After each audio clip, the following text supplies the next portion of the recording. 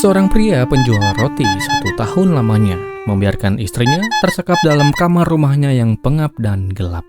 Tak hanya disekap, si istri juga mengaku bahwa selama dia tinggal satu atap yang sama, dia seringkali mendapatkan kekerasan fisik yang cuma dikarenakan hal yang sangat sepele, seperti memasak makanan yang gak enak dan atau bahkan membuat kopi yang airnya gak terlalu panas. Tak tahan dikarenakan sering menerima tindakan yang membuatnya tersiksa lahir dan batin, melarikan diri adalah pilihan yang tepat baginya kala itu. Hingga tak terasa kaki-kakinya lalu membawanya hingga ke kantor polisi, dan di sanalah dia curahkan segala beban dan sakitnya. Dan ketika polisi mendatangi rumahnya demi melakukan konfrontir, perhatian petugas kala itu teralihkan pada sebuah gundukan tanah yang kelihatannya merupakan tanah urukan baru yang menyembul ke atas. Ketika gundukan itu digali, petugas menemukan sosok tubuh manusia yang meringkuk berlipat dengan berbalut sarung. Pada saat ditemukan, korban hanya tersisa saja. Temuan mengerikan itu sontak membuat warga yang tinggal di komplek perumahan Geria Parung Panjang, Bogor, Jawa Barat gempar. Apalagi setelah mengetahui si pelaku merupakan abang-abang tukang roti yang dikenal santun, ramah, dan rajin beribadah. Dan lalu, apa yang sebetulnya terjadi dan bagaimana kisah ini selengkapnya? Jadi, begini.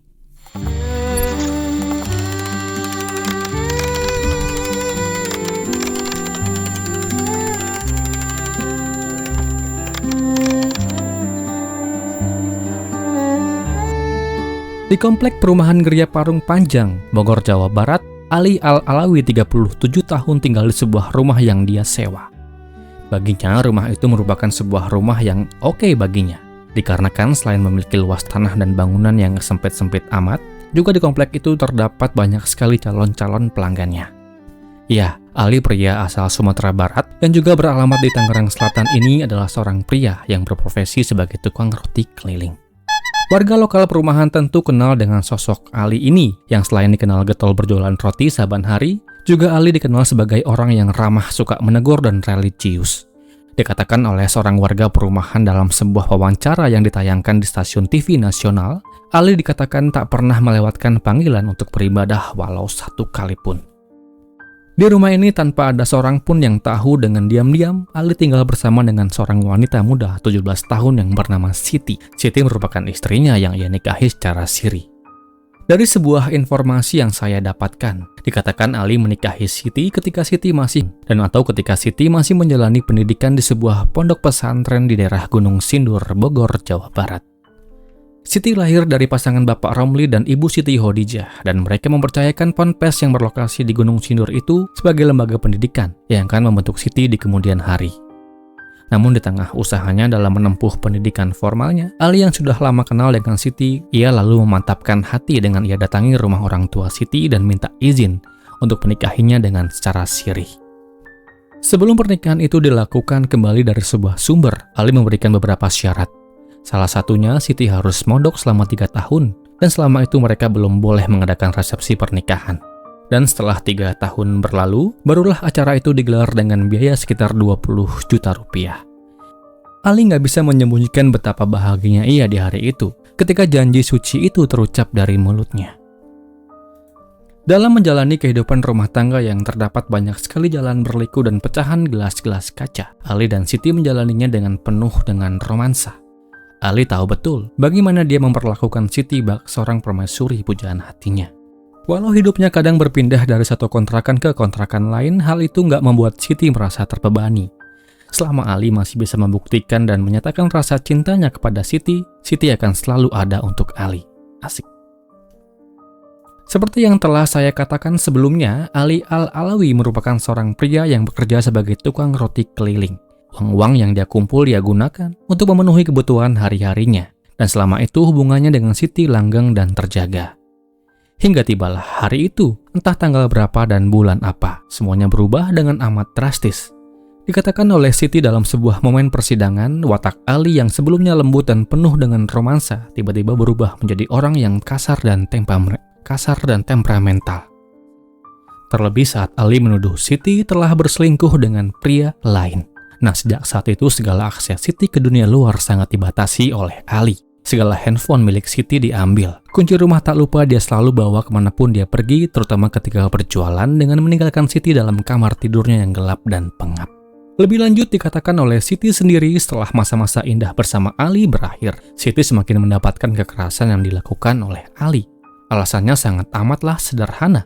Ali akan marah dan melayangkan tangannya jika masakan yang dibuat Siti nggak enak, begitu juga dengan kopi yang dibuat oleh Siti jika tak sesuai dengan seleranya. Siti bukan tanpa usaha untuk lepas dari kekejaman Ali. Masih seperti apa yang pernah Siti sampaikan, Siti pernah 2 kali kabur dari rumahnya dan pulang ke rumah orang tuanya untuk terlepas dari betapa galaknya Ali. Bahkan pada saat Siti berhasil melarikan diri dan tiba di rumah orang tuanya, orang tua Siti sampai-sampai tidak mengenali wajah Siti yang penuh dengan bilur-bilur luka dan memar bengkak. Namun sayangnya, usahanya untuk lepas dari bayang-bayang suami galak menjadi gagal.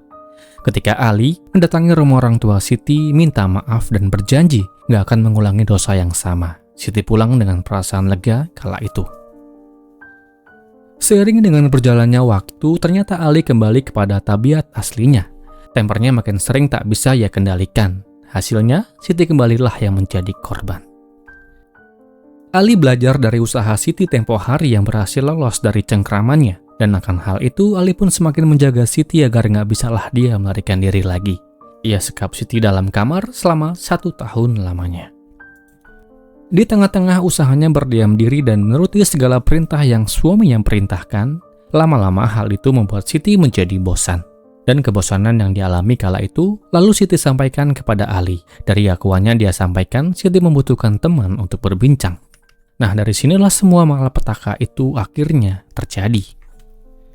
Tidak lama setelah Siti merasa kesepian hanya berdiam diri dalam kamar yang terkunci. Singkatnya, setelah berjibaku dan mempertimbangkan lalu memutuskan, tiba-tiba saja di sekitar bulan Agustus 2019, Ali pulang ke rumah dengan membawa seorang wanita. Wanita itu lebih tua daripada Siti, usianya kira-kira 20 tahunan, menggunakan hijab hitam dan maaf, wanita ini dikatakan berkebutuhan khusus. Namanya Dini Niani atau yang biasa disapa dengan sebutan Neng Dini.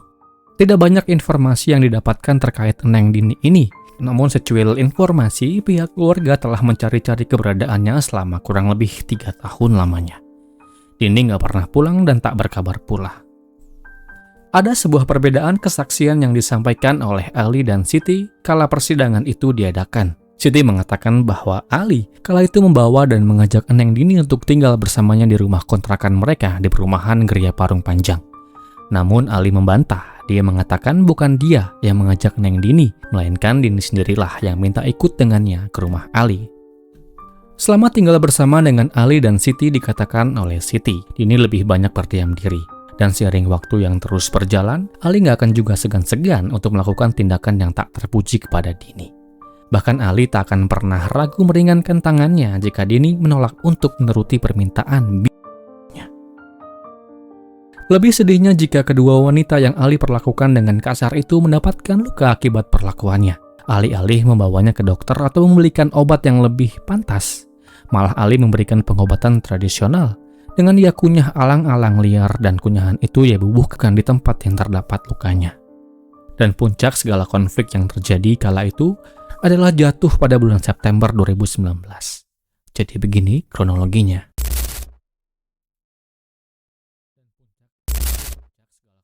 Di malam itu, Ali baru saja pulang berjualan roti. Sesampainya dia dalam rumah, Ali lalu minta Siti untuk membuatkan segelas kopi.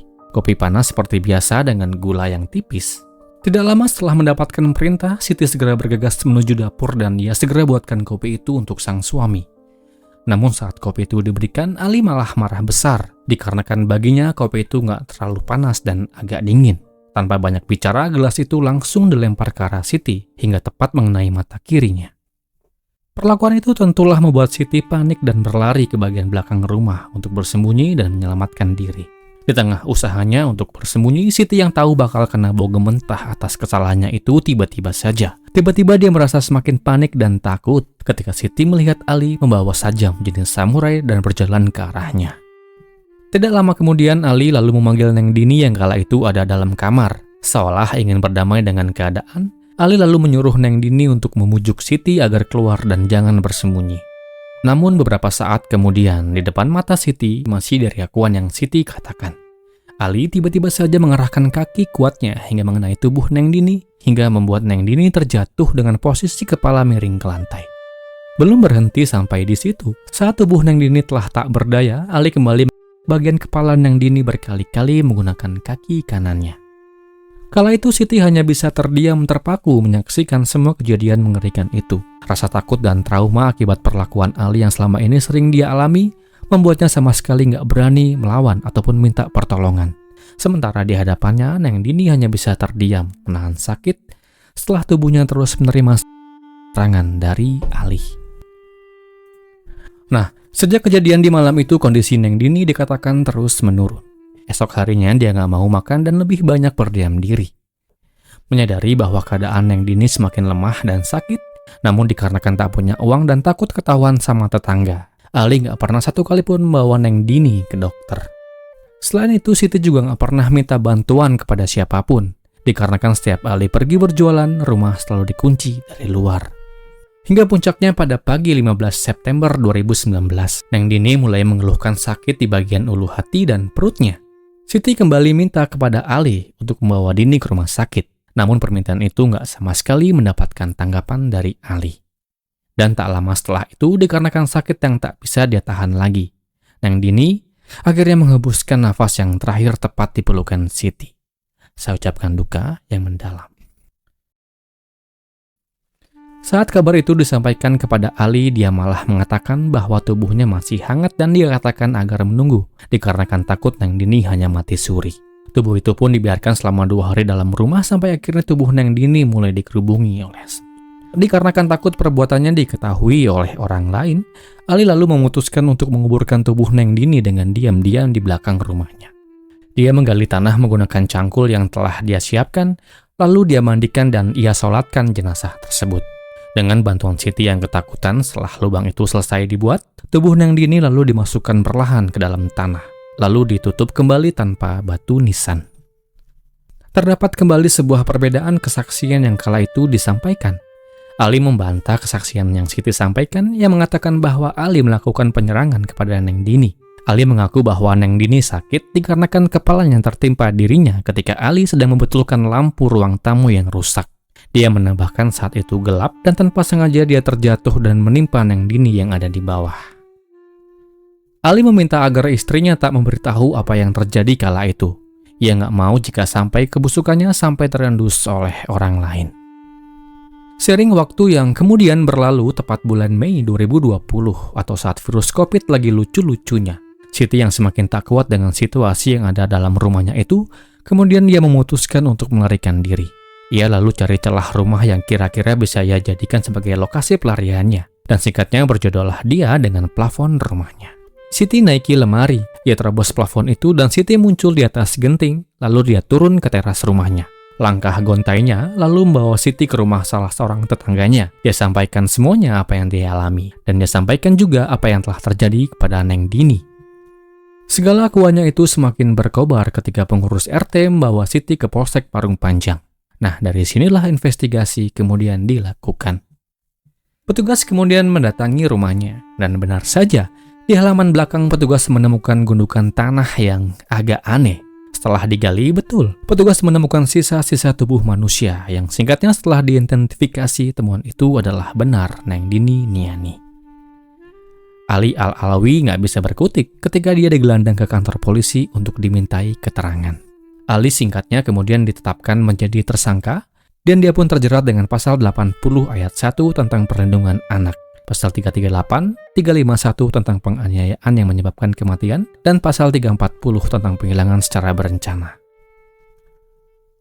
Dalam persidangan yang kemudian diadakan di Pengadilan Negeri Cibinong, melalui majelis hakimnya, kemudian menjatuhkan vonis kepada Haji Ali Al-Alawi dengan hukuman 7 tahun penjara untuk pasal 351 tentang penganiayaan yang menyebabkan kematian dan 2 tahun 2 bulan penjara untuk pasal 80 tentang kekerasan terhadap anak. Total 9 tahun 2 bulan penjara hukuman yang ia terima, nggak sampai 10 tahun. Demikianlah kisah ini. Semoga akan terus ada pelajaran yang bisa kita ambil dari kisah ini. Dari kisah ini pun